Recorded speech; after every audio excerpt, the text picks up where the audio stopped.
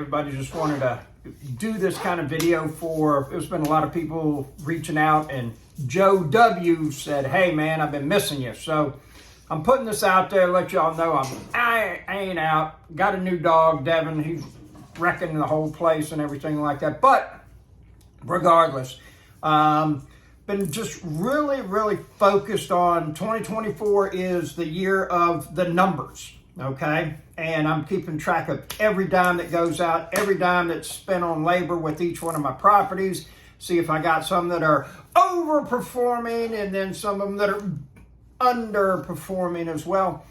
And just kind of looking at everything that, is going on. I've had, the end of the year is always difficult for most any business, and including having to do with, rental properties as well. Okay, if you got places that are vacant, chances of you renting on December 1st slam. So I had a number of people move out, about 4 or 5.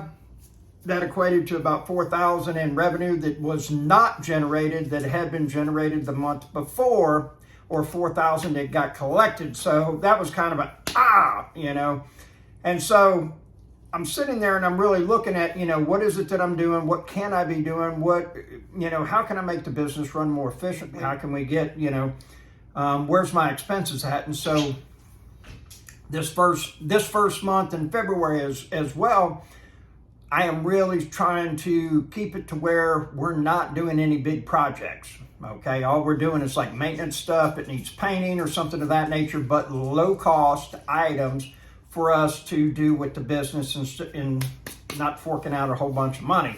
So that's kind of where we're at. And, I've been working with an accountability coach for about the last 6-9 months. That's been going real well, but just keeping it and everything. And I did... got my first wholesale property and going to show it tomorrow. So I'm not buying any more fixer-uppers right now. The only one in particular is there's a street that I've got a number of other properties on, and there's one in particular, and if it came available, then I'd go ahead and move on it, because it would be just good for the portfolio and acquisition. However, anything else, if I buy it as a fixer-upper, I'm either flipping it or I am wholesaling it and just moving it on and make a little bit of cheese instead of stacking them up, because unfortunately that's what I got, is a bunch of properties stacked up that are all fixer-uppers and everything. And so now we're waiting, and I'm just not really in the mood to be spending a whole lot of money, okay? I do think that we're going to be seeing some real, I don't know if we would call it stressful, hard, whatever you want to call it, but very lean times. It is not going to be like it has been in the last 3-4 years, and things are already starting to tighten up. Layoffs are happening.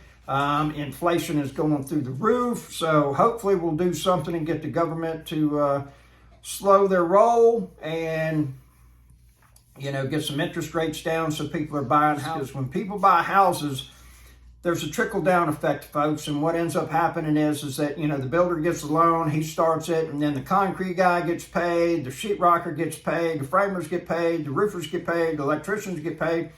Well, guess what? In this country, the vast majority of money gets spent by the blue-collar man, okay?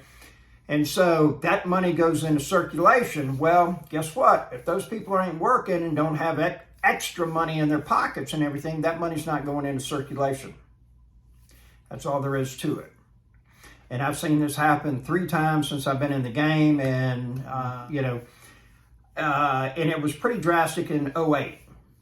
And that's when Homeland Security changed, the towers, and financing totally changed. As my buddy Rick Jarman would say, real estate never changes, only financing does. And I sure wish that I knew what I knew today back then, because I'd have pushed real hard.